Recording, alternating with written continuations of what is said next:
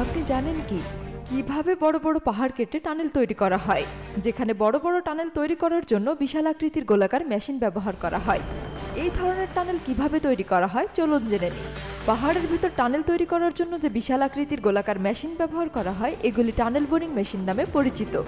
কিন্তু গ্রানাইট বা পাথরের তৈরি পাহাড়ে টানেল তৈরি করার সময় টানেল বোরিং মেশিন ঠিকঠাক মতো কাজ করে না। আর এরকম সময় এই ধরনের মেশিন ব্যবহার করা হয়ে থাকে, যেগুলিকে কোর কাটিং মেশিন বলা হয়। এই মেশিনের সাহায্যে যখন পাহাড় কাটা হয় তখন তৈরি হওয়া টানেলগুলিকে এরকম দেখায়। টানেলের ভেতরের একটি খুবই আকর্ষণীয় ডিজাইন দেখা যাচ্ছে।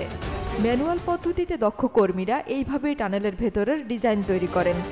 এই ধরনের ডিজাইন শুধু নান্দনিকতার জন্য নয়, বরং এটি কাঠামোর স্থায়িত্ব বৃদ্ধি করতে সহায়তা করে। এমন ডিজাইন গঠন টানেলকে ভূমিকম্প বা চাপের বিরুদ্ধে আরও বেশি শক্তিশালী করে।